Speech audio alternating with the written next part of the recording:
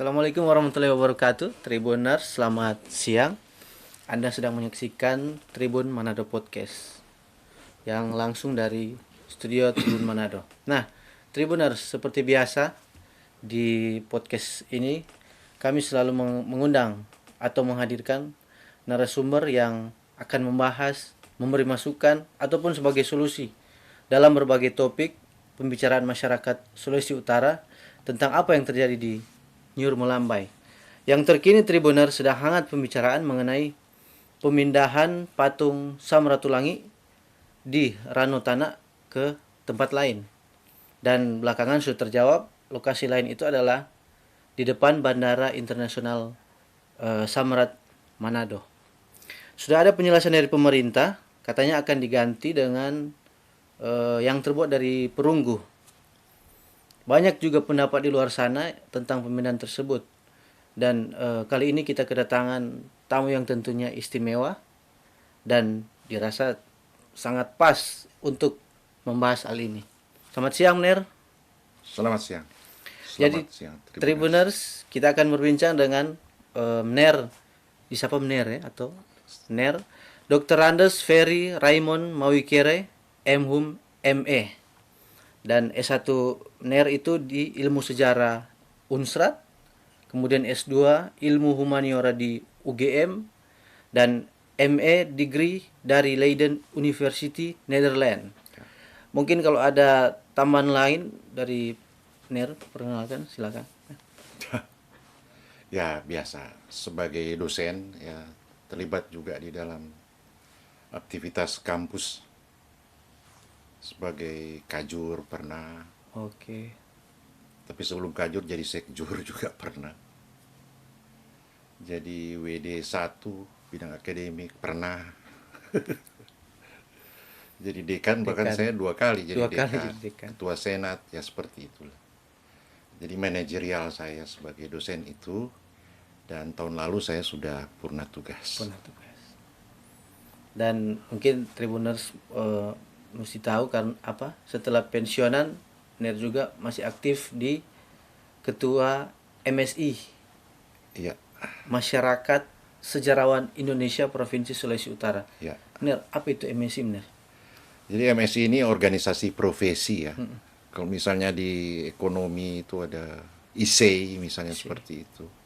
Atau teknik itu ada PII. Kalau di lingkup sejarawan itu ada MSI, Masyarakat Sejarawan Indonesia. Di semua provinsi se-Indonesia itu ada. Untuk Sulut saya memang dari tahun 23. 23. Dari tahun 23 sampai sekarang saya masih menjabat sebagai ketua. Seperti itu. Luar biasa, Mner. Selain ketua MSI, Mner juga adalah ketua pengelola Wale Samratulangi Unsrat. Iya. Ya, Wale Samratulangi itu sebetulnya dibuat pada zamannya Rektor Ellen Kumaat ya. Berhadapan dengan patung Samratulangi, tapi patung Samratulangi itu dibuat di eranya Rektor Luki Sondak. Jadi keberadaannya memang persis di tengah-tengah Unsrat, dan Wale Ratulangi itu adalah tempat berkumpulnya para ilmuwan, akademisi untuk melakukan diskusi, kolokium, seminar-seminar kecil dan seterusnya, termasuk mengadakan kegiatan perkuliahan di Wale Ratulangi situ. Ketua pengelolanya Mner. Ya, biar sudah pensiun sampai saya. Sekarang, Mner, ya? Rupanya, ya masih sampai sekarang. Oke. Ada lagi Tribuners. Mner ini wakil ketua TP2GD atau Tim Peneliti Pengkaji Gelar Pahlawan di daerah Provinsi Sulawesi Utara. Ya, itu juga masih sejak 2009 itu. Saya pegang TP2GD Provinsi Sulawesi Utara, tapi sebagai wakil ketua. Wakil ketua itu memang harus dari kalangan akademisi. Karena ketuanya itu ex officio sekprov. Jadi sekprovnya ganti-ganti, saya belum diganti sampai sekarang. Ini berarti, Mner, sebelum ada gelar pahlawan mesti lewat dulu sini, kan, Mner? Iya, semua usulan mengenai pahlawan nasional itu lewat TP2GD. Dan kemudian nanti dikaji lagi ke TP2GP tingkat pusat. Itu di bawah presiden. Jadi ada tim di bawah langsung presiden. TP2GD juga ada tim yang dibentuk berdasarkan SK gubernur. Itu mengkaji Ya bersyukur sejak 2009 dari 5 pahlawan nasional sekarang sudah menjadi 11. Oh. Jadi luar biasa ini Sulawesi Utara. Kiprah dan perjuangannya memang meskipun penduduknya relatif kecil, tetapi jumlah pahlawannya itu sangat luar biasa. Ketika ada provinsi cuma satu pahlawan nasional, atau untuk mencari dua aja susahnya setengah mati. Bahkan dari Jawa Barat itu 2-3 minggu lalu datang studi banding ya, ke Provinsi Sulut, saya yang terima. Tim TP2GD Provinsi Jawa Barat. Jumlahnya 21 orang. Mungkin timnya. Belajar dari Sulut, mengapa Sulut begitu bisa banyak begitu. Padahal penduduknya sangat sedikit.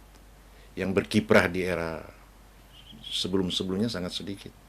Kami 60 juta penduduknya. Tapi jumlah pahlawan nasionalnya hampir sama. Ya saling belajar lah seperti itu. Oh, demikian. Nah, kalau cerita sejarah Menir, berarti dari sejarah apa saja Menir yang mungkin mungkin menarik ya kalau saya katakan bahwa terlebih dulu saya harus garis bawahi bahwa sejarah itu sebetulnya adalah bidang ilmu yang sangat luar biasa. Dia bidang ilmu yang bisa menjawab mengapa kondisi atau konstelasi yang sekarang itu seperti sekarang. Dia bisa menjawab. Kondisi sekarang atau konstelasi sekarang kan itu ada penyebabnya. Dan semua sebab itu memang sejarah. Begitu. Karena ada masa lalu dan kemudian ada sekarang. Seperti itu. Jadi apapun yang terjadi, sama misalnya ketika isu tentang pembinaan patung terangkat. Nah, mengapa sampai terangkat? Seperti itu. Karena mempunyai dimensi yang latar belakang. Ada hal yang melatar belakangi. Jadi kalau tidak diperhatikan hal yang melatar belakangi, maka ributlah. Tapi kalau misalnya konstelasi sebelumnya itu diketahui, dipelajari oleh para pembuat kebijakan, tentu tidak akan sekisruh seperti saat ini yang kita saksikan sekarang. Oke. Tapi benar sebelum masuk ke pemindahan patung, mungkin orang atau Menir bisa mengingatkan lagi bagaimana sejarah tentang Samratulangi di Sulawesi Utara ini. Ya, Samratulangi adalah tokoh yang sangat luar biasa ya. Salah satu pandangan visionernya bisa akan saya katakan sebentar.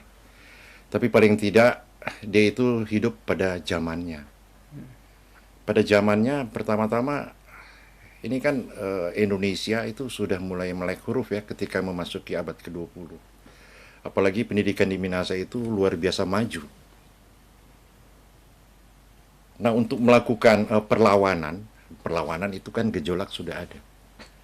Itu orang-orang intelek itu mulai berpikir, ternyata tidak boleh dengan cara-cara yang violence. Dia harus dengan cara-cara yang lebih smooth begitu. Kemudian itu munculkan gerakan-gerakan kooperatif dan non-kooperatif kan. Tapi kooperatif dan non-kooperatif, meskipun non-kooperatif itu tidak berarti juga harus fisik. Nah, kita masuk ke era pergerakan.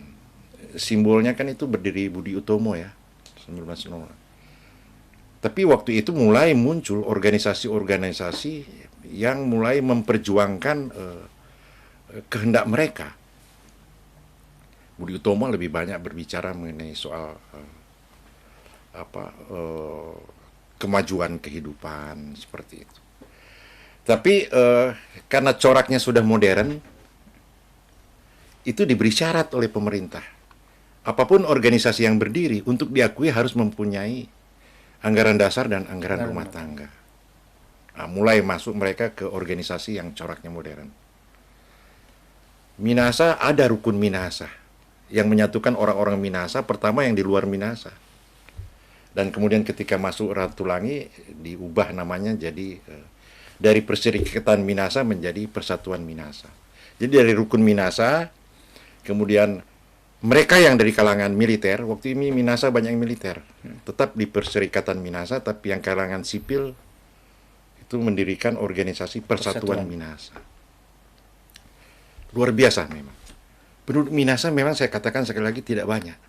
Tapi ketika pada zamannya, zaman era pergerakan, Persatuan Minahasa ini jumlah keanggotaannya yang terbanyak kedua dari seluruh di wilayah Nusantara. Yang pertama syarikat Islam, keanggotaannya itu bisa 1 juta. Ya banyak begitu.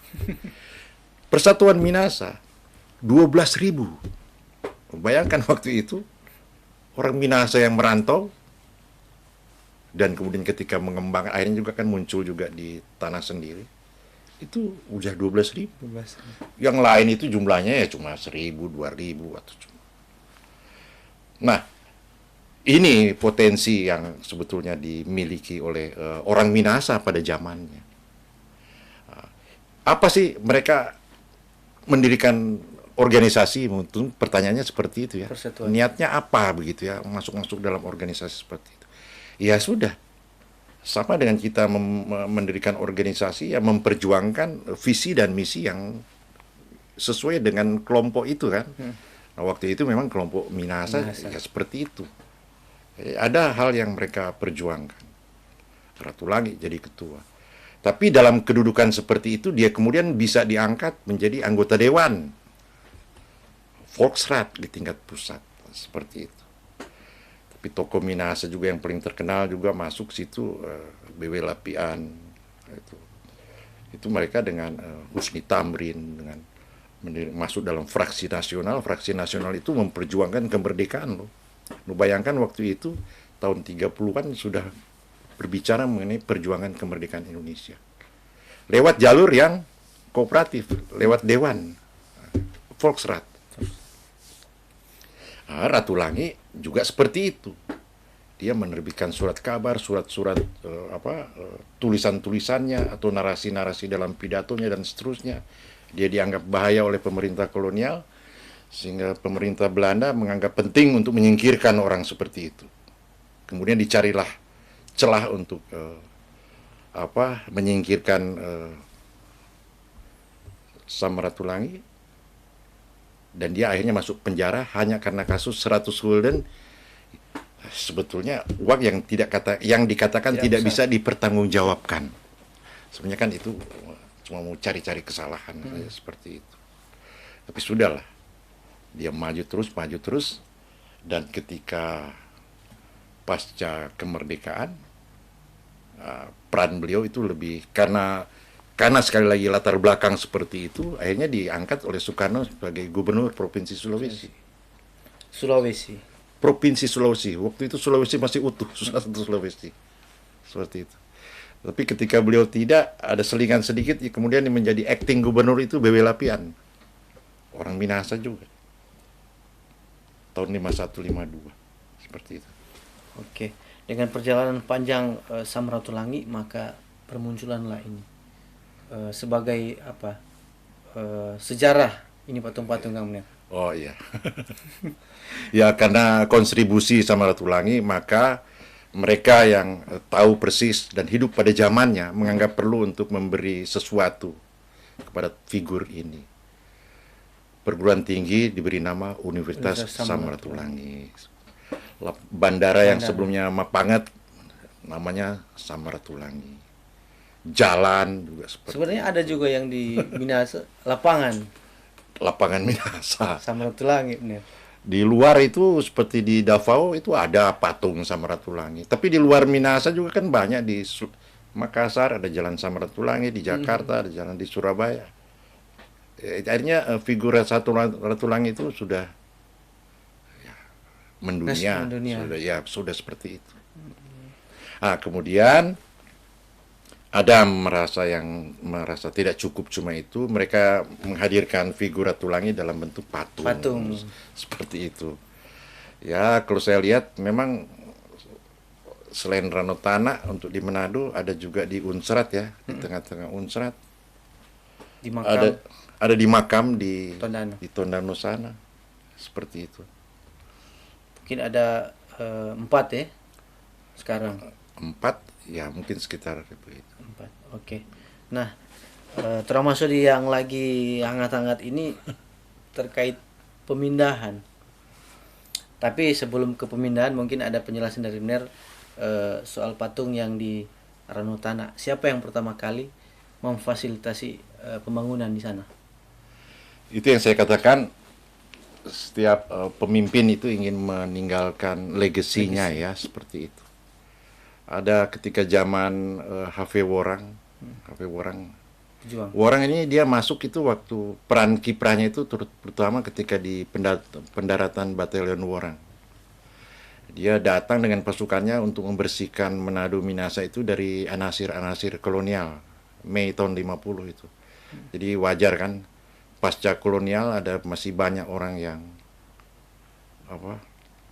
yang kata orientasinya lah ke negeri Belanda. Itu perlu beliau bersihkan. Tapi dalam perjalanannya beliau kemudian dipercayakan oleh Soeharto untuk menjadi gubernur di sini. Beliau juga kelihatannya orang yang sangat dekat dengan budaya ya. Salah satunya misalnya Batu Pinawetengan itu yang sebelumnya ya cuma begitu saja. Beliau masukkan anggaran cukup besar sehingga kompleks Batu Pinawetengan itu jadi apa adanya seperti sekarang. Di tempat. Tapi selain itu beliau membangun juga penelitian Worang, dan juga salah satunya adalah patung Samratulangi yang di Ranotana itu. Dan harus juga diketahui bahwa dalam sisi sejarah itu Ranotana itu memang pintu gerbangnya Manado saat itu, tahun 70-an. Penanda. Penanda. Masuk Manado. Itu pasar Karumbasan kan belum ada. Jadi di situ sebagai penanda masuk kota Manado kan.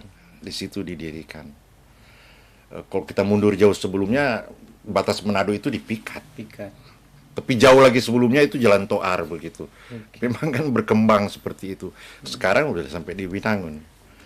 Nah, setiap pemimpin ingin membuat peninggalan penghormatan begitu terhadap orang-orang yang ini.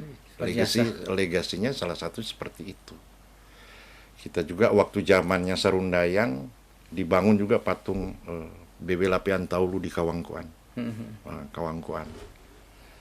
Dibangun juga seperti itu. Bahkan di Taman Makam Pahlawan meskipun tidak terlalu ini ada juga patung-patung seperti itu. Nah, setiap pemimpin sesuai zamannya ingin membuat legasi terhadap orang yang mereka hormati. Mungkin ya kalau saya nyambung sampai dalam konteks kekinian, nah itu yang dipertanyakan oleh banyak pihak. Mengapa katanya patung itu kan semua nilainya ada di situ. Norma mereka pematungnya semua berkontribusi di situ. Jadi ketika titik itu dipindahkan, inilah yang kemudian menimbulkan banyak pertanyaan. Seperti itu. Tahun berapa benar itu pertama kali benar patung itu? Setahu saya itu 1970. Jadi sebetulnya itu yang saya katakan tadi, H.V. Worang itu dia merasa bahwa pasca Permesta itu masyarakat di sini itu juga harus disatukan begitu. Jadi figur Ratulangi adalah figur juga yang bisa mempersatukan sehingga beliau merasa perlu untuk meletakkan patung itu di situ. Figur pemersatu seperti itu. Biar jadi pengingat. Iya, seperti itu. Ya, kalau kita lihat memang zamannya Worang itu infrastruktur sangat luar biasa. Worang Bypass, itu jalan-jalan di kampung-kampung di aspal, listrik diisi semua. Ya, tapi itu buat karena cengkeh juga sebetulnya. Ya dari masyarakat juga sebetulnya. Nah, mungkin menarik sih tentang patung ini dari H.V. Worang. Bagaimana atau berapa lama pembuatan itu kan tadi sudah sempat singgung, ada juga pemahat dari mana, toko-toko. Saya kurang tahu persis ya, tapi yang setahu saya pemahatnya adalah Wetik ya. Dia pemahat dari lokal sini, dia yang membuat, mungkin inspirasinya dia dapat dari mana dan seterusnya. Tapi ketika dia memegang buku yang disebut Komentaren, itu memang majalah yang diterbitkan oleh Ratulangi. Itu majalah itu. Tapi kalau misalnya kita bicara tentang Ratulangi, memang sangat bisa lebih jauh dan mendalam sebenarnya kalau kita, apalagi saya katakan Wali Ratulangi itu selalu mengkaji hal-hal spesifik tentang Ratulangi. Ya menarik itu sih, maksudnya DP lama bikin itu belum ya? Saya tidak tahu itu mungkin pematung yang bisa lebih berbicara tentang itu. Ada kan komunitas juga pematung seni rupa. Nah, tadi benar sempat singgung ada 4 lokasi patung Samratulangi di Sulut lah, kan ada juga di Minahasa. Mungkin kalau boleh ini mana yang lebih dulu, Ner? Yang lebih dulu dibangun. Saya tidak tahu ya, tapi bisa cari nanti informasi. Tapi bukan berarti informasi itu tidak bisa didapat. Itu bisa ditahu kalau misalnya. Tapi kan saya terlalu buang waktu kalau misalnya. Beda-beda apa tadi Kang? Beda-beda Ya, tapi setiap zaman itu meninggalkan begini ya. Kalau dalam kajian sejarah itu semua harus diletakkan dalam konteks Zeitgeist atau jiwa zamannya dan kultur Gebundenheitnya. Jadi ikatan kebudayaan sesuai zaman itu. Jadi kalau misalnya wali kota yang sekarang misalnya ingin meninggalkan legacy, ya silahkan saja misalnya. Katakanlah bikin di Bandara Samratulangi. Ini loh yang dibangun ketika zaman saya begitu. Tanpa perlu mengotak-atik yang sebelumnya. Tapi sebetulnya ini mungkin cuma hal sepele, tapi tidak terpikir mungkinnya oleh wali kota bahwa dampaknya akan sampai sejauh ini. Seperti itu. Nah, apakah perlu kalau mau pindah begini harus ada komunikasi dengan masyarakat?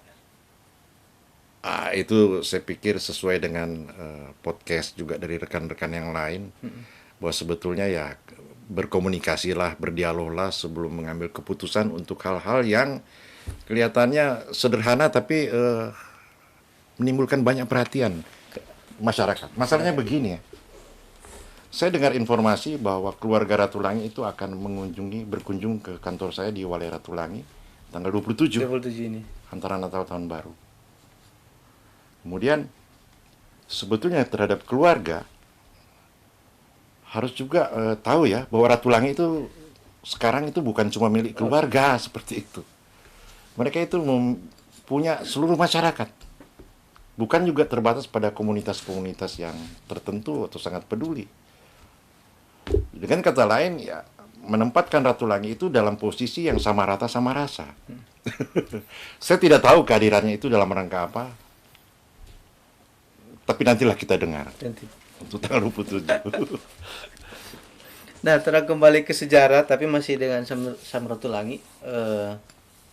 Ketika mungkin taruhlah sudah dikomunikasikan dengan masyarakat, dengan yang lain. Apakah ini akan mengurangi nilai sejarah?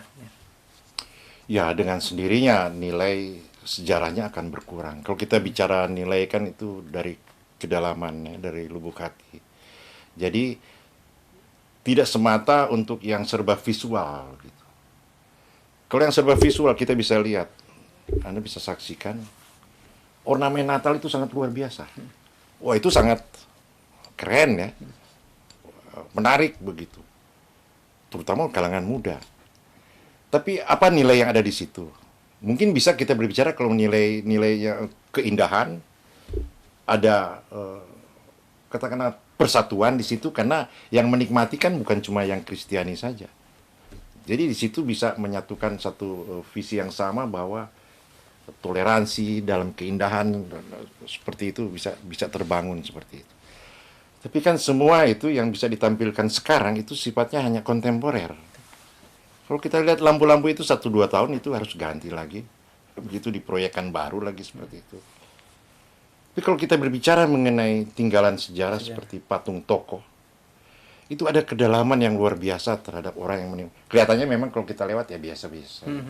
Tapi kalau kita perhatikan, kita dalami, kita tahu latar belakangnya dan seterusnya, maka ada sesuatu memang yang tidak bisa dikatakan katakan kasarnya tidak bisa diuangkan lah seperti itu. Nah, itulah memang yang akhirnya menjadi pertanyaan dari sejumlah budayawan, sejarawan, termasuk komunitas pematung, seniman dan seterusnya. Mereka mempertanyakan mengapa sampai harus di Pemkot mengambil tindakan seperti itu. Nah, mungkin benar apa harapan ke depan untuk semua, bukan cuma patung Samratulangi, benda-benda atau apa bersejarah di Manado dan sekitarnya, apa pesan kepada pemerintah?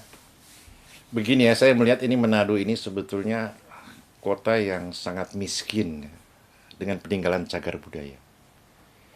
Kita bisa memaklumi bahwa sebelum Jepang masuk, itu pasukan visi itu kalau sana Zeni Tempur kalau sekarang. Visi Belanda itu menghancurkan semua.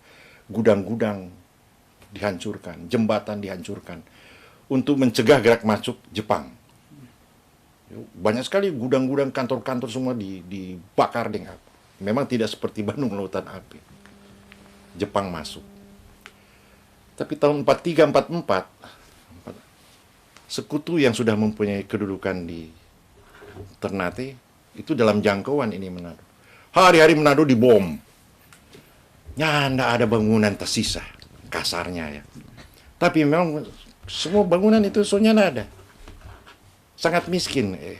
Efeknya apa? Sampai sekarang kan peninggalan cagar budaya untuk Manado itu hanya beberapa. Kalau menurut dalam kajian hanya belasan lah seperti itu. Nah sekarang dari yang sedikit ini, semua kasih hilang itu satu. Nah, seperti itu. Jadi mereka juga mempertanyakan orang-orang yang sangat pro budaya memperjuangkan soal-soal seperti itu. Mempertanyakan mengapa Manado yang begitu miskin dengan peninggalan sejarah pada akhirnya lebih dimiskinkan lagi. Kita mengambil satu contoh misalnya ex Minasarat itu yang di dekat Zero Point sana. Itu kelihatannya nggak tahu pemanfaatannya untuk apa. Kelihatan kumuh begitu. Saya berharap untuk soal-soal seperti itu memang ada perhatian dari pemerintah. Karena nilai jual sejarah atas kota Manado ini kelihatannya nyanda ada begitu. Solebe habis. Tapi dari yang sedikit itu kalau misalnya dipertahankan begitu, katakanlah direvitalisasi begitu, itu bisa menunjukkan kebanggaan. Jadi orang dari luar tahu, oh Manado Kute ada di sejarah. Satu contoh misalnya seperti inisiatif dari Bank Indonesia untuk melakukan revitalisasi pada ex The Java Bank. Jadi bekas Java Bank yang kemudian menjadi kantor BI lama, itu dibongkar habis itu kantor BI lama itu yang dibuat. Kemudian ditampilkan lagi ini ex The Java Bank sehingga tampil kelihatan model 1920-an. Kebetulan memang waktu dibangun gedung BI tahun 70-an juga itu kalau tidak salah, itu ada bagian-bagian yang tidak dihancurkan. Jadi bagian-bagian itu kemudian ditonjolkan kembali. Kalau kita lewat sana, luar biasa yang dilakukan oleh Bank Indonesia. Revitalisasi. Jadi mereka mengembalikan itu ex The Java Bank seperti kondisi 1920-an. Saat pertama kali dibangun. Seperti itu. Oke. Benar, mungkin ini jadi semacam closing statement terkait, mungkin tadi sudah mungkin kita yang terlewat atau bagaimana. Benar bisa mengingatkan lagi, kan ini patung sudah terlanjur dipindah dan karena kan sudah ada yang lain juga. Mungkin ada solusi untuk kemudian patung tersebut bisa tetap menjadi sejarah. Atau mungkin ada permintaan untuk dikembalikan, atau bagaimana? Sebagai closing statement juga, Benar. Ya, kalau idealnya memang harus dikembalikan. Itu idealnya seperti itu. Tapi dalam konteks yang sudah terjadi sekarang, kelihatannya show must go on dari pihak pemerintah. Itu juga yang sebetulnya saya sangat sesalkan. Sebenarnya kami membuka ruang ya untuk melakukan komunikasi. Sehingga katakanlah meskipun sudah dirugikan, bisa dianggap juga masing-masing bisa beruntung lah seperti itu. Agak sulit memang untuk memaksakan kehendak seperti itu ya. Apalagi komunitas kami, sejarawan, budayawan, itu memang kumpulan dari orang-orang yang tidak punya kemampuan. Ajakan dari rekan-rekan melakukan class action begitu atau apapun, saya pikir harus sadar diri dengan sumber daya yang ada. Padahal sebenarnya kalau misalnya bicara mengenai sejarawan, itu bukan cuma terdiri dari dosen, guru-guru sejarah, mahasiswa sejarah. Itu juga mereka yang masuk pecinta-pecinta sejarah penulisnya. Termasuk yang awam juga itu sebenarnya bisa masuk dalam kelompok MSI. Jadi sebetulnya ya sudahlah, meskipun zamannya sekarang class action, tapi saya pikir lebih arif lah untuk kedepannya. Saya merasa demikian yang perlu saya sampaikan. Berikut-berikut jangan kok bikin begitu. Koordinasi dulu kan, komunikasi. Campur-campur Melayu Manado. Siap. Oke Tribuners, kalau soal sejarah mungkin tidak cukup setengah jam, 1 jam. Ya. Memang butuh waktu yang panjang. Cuma orang ya cuma di permukaan saja ini Kang Mner. Itu orang Ya. bahas tentang patung dan bagaimana Samratulangi dulu di bukan cuma Sulu tapi Sulawesi, Gubernur Sulawesi. Oke, mungkin Tribuners kita akan undang lagi Mner di lain kesempatan dan terima kasih telah menonton Tribun Manado Podcast pada hari ini. Nantikan video-video menarik lainnya. Assalamualaikum warahmatullahi wabarakatuh. Selamat sore. Selamat sore, salam para Tribuners, sehat selalu. Selamat menyongsong Natal.